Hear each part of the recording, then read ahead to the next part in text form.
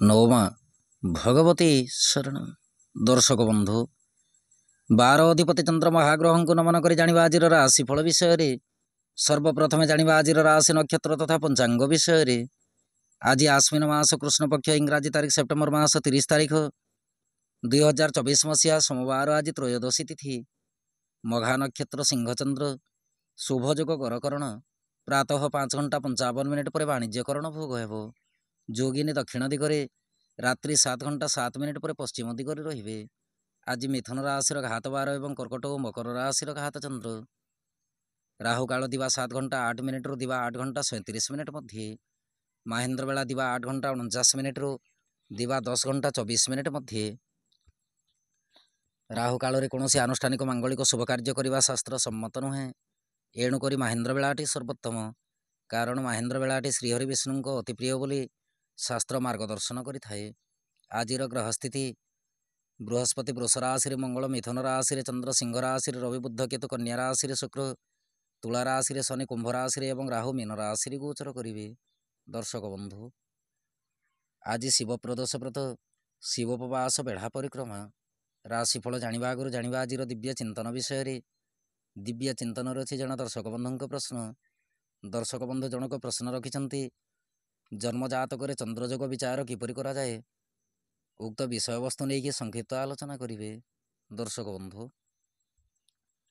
ଜ୍ୟୋତିଷ ଶାସ୍ତ୍ର ରୀତିନୀତି ଅନୁସାରେ ଚନ୍ଦ୍ରଙ୍କୁ ଯଦି ବିଚାର ଯୋଗ୍ୟ ପଦ୍ଧତିରେ ଅଣାଯାଏ, ତାହେଲେ ପ୍ରତ୍ୟେକ ଗ୍ରହଙ୍କ ଠାରୁ ଚନ୍ଦ୍ର କେଉଁ ସ୍ଥାନରେ ଅବସ୍ଥାନ କରିଛନ୍ତି ସେହି ବିଷୟବସ୍ତୁ ଉପରେ ପ୍ରଥମେ କଡ଼ା ନଜର ରଖିବାକୁ ହୁଏ।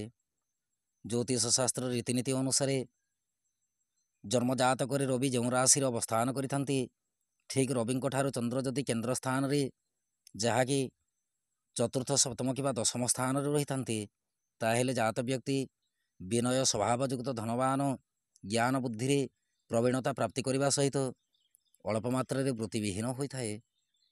ସେହି ପ୍ରକାର ରବିଠାରୁ ଯଦି ଚନ୍ଦ୍ର ଜନ୍ମଜାତକରେ ଦ୍ୱିତୀୟ ସ୍ଥାନ, ପଞ୍ଚମ ସ୍ଥାନ, ଅଷ୍ଟମ ବା ଏକାଦଶ ସ୍ଥାନରେ ରହିଥାନ୍ତି, ତାହେଲେ ବି ମଧ୍ୟ ଜନ୍ମଜାତକ ପ୍ରବଳ ଧନ ସମ୍ପତ୍ତିର ଅଧିକାରୀ ହେବା ସହିତ ବୁଦ୍ଧି ଏବଂ ବୃତ୍ତିରେ ପ୍ରବୀଣତା ପ୍ରାପ୍ତି କରିଥାଏ। ରବି ରହିଥିବା ସ୍ଥାନଠାରୁ ତୃତୀୟ, ଷଷ୍ଠ, ନବମ ବା ଦ୍ୱାଦଶ ସ୍ଥାନରେ ଚନ୍ଦ୍ର ଯଦି ଅବସ୍ଥାନ କରିଥାନ୍ତି, ତାହେଲେ ଜନ୍ମଜାତକ ବିନୟଚିତ ଏବଂ ଜ୍ଞାନ ବୃତ୍ତିରେ ପ୍ରବଳ ଅଧିକାରୀ ହୋଇଥାଏ। ଚନ୍ଦ୍ର ଯଦି ରବିଙ୍କ ସହିତ ଅଧିମିତ୍ର ଭାବରେ ରହିଥାନ୍ତି, ତାହେଲେ ଦିବା ଜନ୍ମ ଜାତ ବ୍ୟକ୍ତିର ବୃହସ୍ପତି ଦ୍ୱାରା ଏବଂ ରାତ୍ରି ଜନ୍ମ ବ୍ୟକ୍ତିର ଶୁକ୍ର ଦ୍ୱାରା ଯଦି ଚନ୍ଦ୍ର ଦୃଷ୍ଟ ହେଉଥାନ୍ତି, ତାହେଲେ ଜାତ ବ୍ୟକ୍ତି ପ୍ରବଳ ମାତ୍ରାରେ ଧନ ଉପଭୋଗ କରିବା ସହିତ ସଂସାର କ୍ଷେତ୍ରର ସମସ୍ତ ପ୍ରକାର ସୁଖକୁ ଉପଭୋଗ କରିଥାଏ, ଯାହାକି ଯବନାଚାର୍ଯ୍ୟଙ୍କ ମତ। ଏବେ ଆସନ୍ତୁ ଜାଣିବା ଆଜିର ରାଶିଫଳ ବିଷୟରେ। ରାଶିଫଳଟି ଆପଣଙ୍କ ଚନ୍ଦ୍ର ରାଶି ଉପରେ ଆଧାରିତ।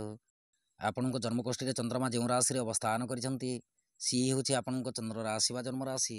ଯଦି ଆପଣ ନିଜର ଜନ୍ମରାଶି ଜାଣିନାହାନ୍ତି, ତାହେଲେ ପ୍ରଚଳିତ ନାମ ରାଶି ଅନୁସାରେ ରାଶିଫଳଟି ଦେଖିପାରିବେ।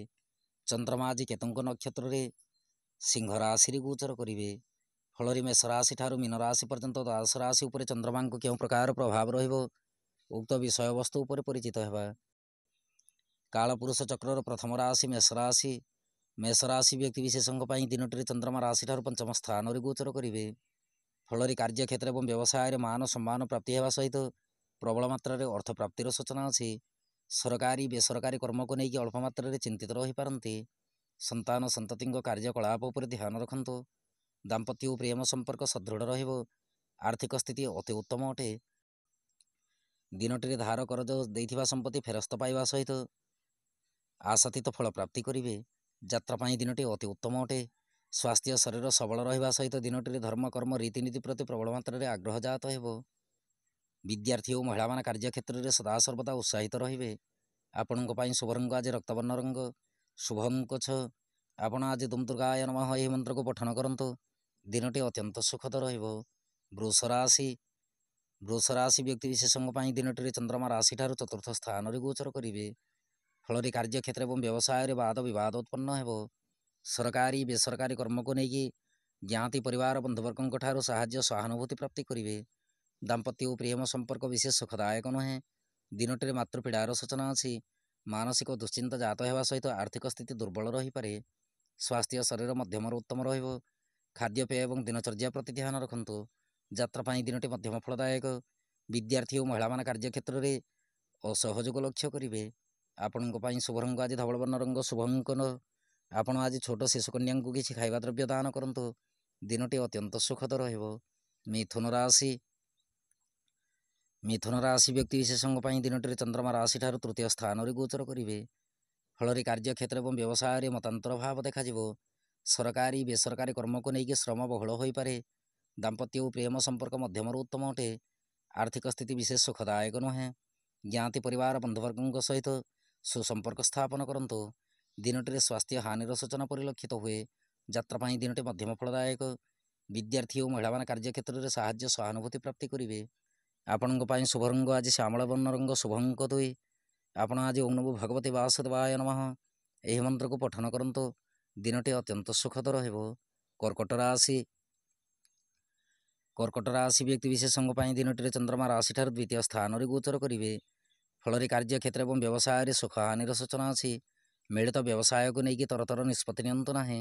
ସରକାରୀ ବେସରକାରୀ କର୍ମକୁ ନେଇକି ବାକ୍ଶୁଦ୍ଧି ନିତାନ୍ତ ଦରକାର। ଦିନଟିରେ ନୂତନ କର୍ମରେ ମତି ଧାବନ ହେବ। ଦାମ୍ପତ୍ୟ ଓ ପ୍ରେମ ସମ୍ପର୍କ ବିଶେଷ ସୁଖଦାୟକ ନୁହେଁ। ସହଧର୍ମିଣୀଙ୍କ ପରାମର୍ଶ ଅନୁସାରେ ଗୃହ କାର୍ଯ୍ୟ ସମ୍ପାଦନ କରନ୍ତୁ। ଆର୍ଥିକ ସ୍ଥିତି ଦୁର୍ବଳ ରହିବା ସହିତ ସ୍ୱାସ୍ଥ୍ୟ ଶରୀର ମଧ୍ୟ ଦୁର୍ବଳ ରହିପାରେ। ଯାତ୍ରା ପାଇଁ ଦିନଟି ମଧ୍ୟମ ଫଳଦାୟକ। ବିଦ୍ୟାର୍ଥୀ ଓ ମହିଳାମାନେ କାର୍ଯ୍ୟକ୍ଷେତ୍ରରେ ଆଶାତୀତ ଫଳ ପ୍ରାପ୍ତିରେ ବିଳମ୍ବ ଯୋଗ ଲକ୍ଷ୍ୟ କରିବେ। ଆପଣଙ୍କ ପାଇଁ ଶୁଭ ରଙ୍ଗ ଆଜି ଫିକା ଗୋଲାପୀ ରଙ୍ଗ, ଶୁଭ ଅଙ୍କ 4। ଆପଣ ଆଜି ସିଦ୍ଧକୁଞ୍ଚିକା ମନ୍ତ୍ର ପଠନ କରନ୍ତୁ। ଦିନଟି ଅତ୍ୟନ୍ତ ସୁଖଦ ରହିବ। ସିଂହ ରାଶି ବ୍ୟକ୍ତି ବିଶେଷଙ୍କ ପାଇଁ ଦିନଟିରେ ଚନ୍ଦ୍ରମା ରାଶିରେ ଗୋଚର କରିବେ। ଫଳରେ କାର୍ଯ୍ୟକ୍ଷେତ୍ର ଏବଂ ବ୍ୟବସାୟରେ ପ୍ରସନ୍ନଚିତ ରହିବେ। ସରକାରୀ ବେସରକାରୀ କର୍ମକୁ ନେଇକି ସୁଖ ସନ୍ତୋଷ ପ୍ରାପ୍ତି ହେବ। ଦାମ୍ପତ୍ୟ ଓ ପ୍ରେମ ସମ୍ପର୍କ ମାଧୁର୍ଯ୍ୟ ଭରା ରହିବ। ଆର୍ଥିକ ସ୍ଥିତି ଅତି ଉତ୍ତମ ଅଟେ। ସ୍ୱାସ୍ଥ୍ୟ ଶରୀର ସବଳ ରହିବା ସହିତ ଯାତ୍ରା ପାଇଁ ଦିନଟି ଆପଣଙ୍କ ପକ୍ଷରେ ଯିବ। ବିଦ୍ୟାର୍ଥୀ ଓ ମହିଳାମାନେ କାର୍ଯ୍ୟକ୍ଷେତ୍ରରେ କୃତିତ୍ୱ ଅର୍ଜନ କରିବେ। ଆପଣଙ୍କ ପାଇଁ ଶୁଭ ରଙ୍ଗ ଆଜି ଘୃତବର୍ଣ୍ଣ ରଙ୍ଗ, ଶୁଭ ଅଙ୍କ 1। ଆପଣ ଆଜି ହନୁମାନ ଚାଳିଶା ପଠନ କରନ୍ତୁ। ଦିନଟି ଅତ୍ୟନ୍ତ ସୁଖଦ ରହିବ। କନ୍ୟା ରାଶି ବ୍ୟକ୍ତି ବିଶେଷଙ୍କ ପାଇଁ ଦିନଟିରେ ଚନ୍ଦ୍ରମା ରାଶିଠାରୁ ଦ୍ୱାଦଶ ସ୍ଥାନରେ ଗୋଚର କରିବେ। ଫଳରେ କାର୍ଯ୍ୟକ୍ଷେତ୍ର ଏବଂ ବ୍ୟବସାୟରେ ଗତିରୋଧ ଯୋଗ ସଂଘଟିତ ହେବ। ସରକାରୀ ବେସରକାରୀ କର୍ମକୁ ନେଇକି ବହୁତ ଦିନରୁ ଅଟକି ରହିଥିବା କର୍ମ ସମ୍ପାଦନ କରିବା ସହିତ ଦାମ୍ପତ୍ୟ ଓ ପ୍ରେମ ସମ୍ପର୍କ ସୁଖଦ ଅଟେ। ଆର୍ଥିକ ସ୍ଥିତି ଅତି ଉତ୍ତମ ରହିବ। ସ୍ୱାସ୍ଥ୍ୟ ଶରୀର ପ୍ରତି ଧ୍ୟାନ ରଖନ୍ତୁ। ଯାତ୍ରା ପାଇଁ ଦିନଟି ଅମୃତ ତୁଲ୍ୟ। ବିଦ୍ୟାର୍ଥୀ ଓ ମହିଳାମାନେ କାର୍ଯ୍ୟକ୍ଷେତ୍ରରେ ନୂତନ କର୍ମରେ ମତି ଧାବନ କରିବେ। ଆପଣଙ୍କ ପାଇଁ ଶୁଭ ରଙ୍ଗ ଆଜି ସବୁଜ ବର୍ଣ୍ଣ ରଙ୍ଗ, ଶୁଭ ଅଙ୍କ 5। ଆପଣ ଆଜି ଦୁମ୍ ଦୁର୍ଗାୟ ନମଃ ଏହି ମନ୍ତ୍ରକୁ ପଠନ କରନ୍ତୁ। ଦିନଟି ଅତ୍ୟନ୍ତ ସୁଖଦ ରହିବ। ତୁଳା ରାଶି ବ୍ୟକ୍ତି ବିଶେଷଙ୍କ ପାଇଁ ଦିନଟିରେ ଚନ୍ଦ୍ରମା ରାଶିଠାରୁ ଏକାଦଶ ସ୍ଥାନରେ ଗୋଚର କରିବେ। ଫଳରେ କାର୍ଯ୍ୟକ୍ଷେତ୍ର ଏବଂ ବ୍ୟବସାୟରେ ମାନ ସମ୍ମାନ ପ୍ରତି ସଜାଗ ରୁହନ୍ତୁ। ସରକାରୀ ବେସରକାରୀ କର୍ମକୁ ନେଇକି ଆକସ୍ମିକ ସୁସମ୍ବାଦ ପ୍ରାପ୍ତି ହେବ। ଦାମ୍ପତ୍ୟ ଓ ପ୍ରେମ ସମ୍ପର୍କ ଅତି ଉତ୍ତମ ଅଟେ। ଆର୍ଥିକ ସ୍ଥିତି ସବଳ ରହିବା ସହିତ ସ୍ୱାସ୍ଥ୍ୟ ଶରୀର ମଧ୍ୟ ସବଳ ରହିବ। ଯାତ୍ରା ପାଇଁ ଦିନଟି ଅମୃତ ତୁଲ୍ୟ। ବିଦ୍ୟାର୍ଥୀ ଓ ମହିଳାମାନେ କାର୍ଯ୍ୟକ୍ଷେତ୍ରରେ ନିର୍ବିଘ୍ନରେ କର୍ମ ସମ୍ପାଦନ କରିବେ। ଆପଣଙ୍କ ପାଇଁ ଶୁଭ ରଙ୍ଗ ଆଜି ସବୁଜ ବର୍ଣ୍ଣ ରଙ୍ଗ, ଶୁଭ ଅଙ୍କ 5। ଆପଣ ଆଜି ଦୁମ୍ ଦୁର୍ଗାୟ ନମଃ ଏହି ମନ୍ତ୍ରକୁ ପଠନ କରନ୍ତୁ। ଦିନଟି ଅତ୍ୟନ୍ତ ସୁଖଦ ରହିବ। ବିଛା ରାଶି ବ୍ୟକ୍ତି ବିଶେଷଙ୍କ ପାଇଁ ଦିନଟିରେ ଚନ୍ଦ୍ରମା ରାଶିଠାରୁ ଦଶମ ସ୍ଥାନରେ ଗୋଚର କରିବେ। ଫଳରେ କାର୍ଯ୍ୟକ୍ଷେତ୍ର ଏବଂ ବ୍ୟବସାୟରେ ସଫଳତାର ଚାବିକାଠି ପ୍ରାପ୍ତି ହେବ। ସରକାରୀ ବେସରକାରୀ କର୍ମକୁ ନେଇକି ଭ୍ରମଣ ସୁଖ ମିଳିବ। ଦାମ୍ପତ୍ୟ ଓ ପ୍ରେମ ସମ୍ପର୍କ ସଦୃଢ଼ ରହିବ। କର୍ମମୟ ଜୀବନ ଶାନ୍ତିପୂର୍ଣ୍ଣ ଭାବେ ଅତିବାହିତ ହେବ। ଆର୍ଥିକ ସ୍ଥିତି ଅତି ଉତ୍ତମ ଅଟେ। ଦିନଟିରେ ଧାର କରଜ ଦେଇଥିବା ସମ୍ପତ୍ତି ଫେରସ୍ତ ପାଇପାରନ୍ତି। ସ୍ୱାସ୍ଥ୍ୟ ଶରୀର ସବଳ ରହିବ। ଯାତ୍ରା ପାଇଁ ଦିନଟି ଅମୃତ ତୁଲ୍ୟ। ବିଦ୍ୟାର୍ଥୀ ଓ ମହିଳାମାନେ କାର୍ଯ୍ୟକ୍ଷେତ୍ରରେ ତରତର ନିଷ୍ପତ୍ତି ନେଇକି ଅତ୍ୟନ୍ତ ଖୁସି ଅନୁଭବ କରିବେ। ଆପଣଙ୍କ ପାଇଁ ଶୁଭ ରଙ୍ଗ ଆଜି ଫିକା ଗୋଲାପୀ ରଙ୍ଗ, ଶୁଭ ଅଙ୍କ 4। ଆପଣ ଆଜି ଦେବୀ ମନ୍ଦିରରେ ଘୃତ ଦୀପ ଅର୍ପଣ କରନ୍ତୁ। ଦିନଟି ଅତ୍ୟନ୍ତ ସୁଖଦ ରହିବ। ଧନୁରାଶି ବ୍ୟକ୍ତି ବିଶେଷଙ୍କ ପାଇଁ ଦିନଟିରେ ଚନ୍ଦ୍ରମା ରାଶିଠାରୁ ନବମ ସ୍ଥାନରେ ଗୋଚର କରିବେ। ଫଳରେ କାର୍ଯ୍ୟକ୍ଷେତ୍ର ଏବଂ ବ୍ୟବସାୟରେ ଆଶ୍ୱସ୍ତି ପ୍ରାପ୍ତି ହେବ। ସରକାରୀ ବେସରକାରୀ କର୍ମକୁ ନେଇକି ନିର୍ବିଘ୍ନରେ କର୍ମ ସମ୍ପାଦନ ହେବ। ଦାମ୍ପତ୍ୟ ଓ ପ୍ରେମ ସମ୍ପର୍କ ସୁଖଦ ଅଟେ। ବାଦ ବିବାଦ ତଥା ନ୍ୟାୟ ନିଷ୍ପତ୍ତି କର୍ମ ଯଦି କିଛି ଥାଏ, ଦିନଟିରେ ବିଜୟ ପ୍ରାପ୍ତି କରିବେ। ଆର୍ଥିକ ସ୍ଥିତି ସବଳ ରହିବ। ଅଳ୍ପ ମାତ୍ରାରେ ଶତ୍ରୁ ପୀଡ଼ା ମଧ୍ୟ ରହିପାରେ। ସ୍ୱାସ୍ଥ୍ୟ ଶରୀର ପ୍ରତି ଯତ୍ନଶୀଳ ରୁହନ୍ତୁ। ବିଶେଷ କରି ଦିନଚର୍ଯ୍ୟା ଏବଂ ଖାଦ୍ୟପେୟ ପ୍ରତି ଧ୍ୟାନ ରଖନ୍ତୁ। ଯାତ୍ରା ପାଇଁ ଦିନଟି ମଧ୍ୟମ ଫଳଦାୟକ। ବିଦ୍ୟାର୍ଥୀ ଓ ମହିଳାମାନେ କାର୍ଯ୍ୟକ୍ଷେତ୍ରରେ ଆଶାତୀତ ଫଳ ପ୍ରାପ୍ତିରେ ବିଳମ୍ବ ଯୋଗ ଲକ୍ଷ୍ୟ କରିବେ। ଆପଣଙ୍କ ପାଇଁ ଶୁଭ ରଙ୍ଗ ଆଜି ହଳଦୀ ବର୍ଣ୍ଣ ରଙ୍ଗ, ଶୁଭ ଅଙ୍କ 2। ଆପଣ ଆଜି ଅସହାୟ ବ୍ୟକ୍ତିଙ୍କୁ ସାହାଯ୍ୟ ହୁଅନ୍ତୁ। ଦିନଟି ଅତ୍ୟନ୍ତ ସୁଖଦ ରହିବ। ମକର ରାଶି ବ୍ୟକ୍ତି ବିଶେଷଙ୍କ ପାଇଁ ଦିନଟିରେ ଚନ୍ଦ୍ରମା ରାଶିଠାରୁ ଅଷ୍ଟମ ସ୍ଥାନରେ ଗୋଚର କରିବେ। ଫଳରେ କାର୍ଯ୍ୟକ୍ଷେତ୍ର ଏବଂ ବ୍ୟବସାୟରେ ସଦାସର୍ବଦା ପ୍ରସନ୍ନଚିତ ରହିବେ। ସରକାରୀ ବେସରକାରୀ କର୍ମକୁ ନେଇକି ମନ ଭିତରେ ଉଦାସୀନତା ପ୍ରକୃତି ରହିପାରେ। ଆକସ୍ମିକ ଦୁର୍ଘଟଣାରେ ଗ୍ରସିତ ହୋଇପାରନ୍ତି। ଏଣୁକରି ସଦାସର୍ବଦା ଯତ୍ନଶୀଳ ରହିବେ। ଦାମ୍ପତ୍ୟ ଓ ପ୍ରେମ ସମ୍ପର୍କ ସୁଖଦ ରହିବ। ଆର୍ଥିକ ସ୍ଥିତି ଅତି ଉତ୍ତମ ଅଟେ। ସ୍ୱାସ୍ଥ୍ୟ ଶରୀର ସୁଖଦ ରହିବା ସହିତ ଯାତ୍ରା ସମୟରେ ଶୁଭଫଳ ପ୍ରାପ୍ତି କରିବେ। ବିଦ୍ୟାର୍ଥୀ ଓ ମହିଳାମାନେ କାର୍ଯ୍ୟକ୍ଷେତ୍ରରେ ଅନ୍ୟ ଉପରେ ନିର୍ଭରଶୀଳ ରହିବେ। ଆପଣଙ୍କ ପାଇଁ ଶୁଭ ରଙ୍ଗ ଆଜି ଆକାଶୀ ବର୍ଣ୍ଣ ରଙ୍ଗ, ଶୁଭ ଅଙ୍କ 6। ଆପଣ ଆଜି ରାମରକ୍ଷା ସ୍ତୋତ୍ର ପାଠ କରନ୍ତୁ। ଦିନଟି ଅତ୍ୟନ୍ତ ସୁଖଦ ରହିବ। କୁମ୍ଭ ରାଶି ବ୍ୟକ୍ତି ବିଶେଷଙ୍କ ପାଇଁ ଦିନଟିରେ ଚନ୍ଦ୍ରମା ରାଶିଠାରୁ ସପ୍ତମ ସ୍ଥାନରେ ଗୋଚର କରିବେ। ଫଳରେ କାର୍ଯ୍ୟକ୍ଷେତ୍ର ଏବଂ ବ୍ୟବସାୟରେ ଆମୋଦ ପ୍ରମୋଦର ସମୟ ଅତିବାହିତ ହେବ। ସରକାରୀ ବେସରକାରୀ କର୍ମକୁ ନେଇକି ମନ ଭିତରେ ଅଶାନ୍ତି ବାତାବରଣ ରହିପାରେ। ଦାମ୍ପତ୍ୟ ଓ ପ୍ରେମ ସମ୍ପର୍କ ଅତି ଉତ୍ତମ ଅଟେ। ଆର୍ଥିକ ସ୍ଥିତି ସବଳ ରହିବ। ସ୍ୱାସ୍ଥ୍ୟ ଶରୀର ପ୍ରତି ଧ୍ୟାନ ରଖନ୍ତୁ। ଯାତ୍ରା ପାଇଁ ଦିନଟି ମଧ୍ୟମ ଫଳଦାୟକ। ବିଦ୍ୟାର୍ଥୀ ଓ ମହିଳାମାନେ କାର୍ଯ୍ୟକ୍ଷେତ୍ରରେ କୃତିତ୍ୱ ଅର୍ଜନ କରିବେ। ଆପଣଙ୍କ ପାଇଁ ଶୁଭ ରଙ୍ଗ ଆଜି ଚିତ୍ରବର୍ଣ୍ଣ ରଙ୍ଗ, ଶୁଭ ଅଙ୍କ 1। ଆପଣ ଆଜି ଦୁର୍ଗାନାବାକ୍ଷରୀ ମନ୍ତ୍ର ପଠନ କରନ୍ତୁ। ଦିନଟି ଅତ୍ୟନ୍ତ ସୁଖଦ ରହିବ। ମୀନ ରାଶି ବ୍ୟକ୍ତି ବିଶେଷଙ୍କ ପାଇଁ ଦିନଟିରେ ଚନ୍ଦ୍ରମା ରାଶିଠାରୁ ଷଷ୍ଠ ସ୍ଥାନରେ ଗୋଚର କରିବେ। ଫଳରେ କାର୍ଯ୍ୟକ୍ଷେତ୍ର ଏବଂ ବ୍ୟବସାୟରେ ଦୁଃସାହସିକତା କର୍ମରେ ମତିଧାବନ ହେବ। ସରକାରୀ ବେସରକାରୀ କର୍ମକୁ ନେଇକି ଦ୍ରବ୍ୟ ଲାଭର ସୂଚନା ଅଛି।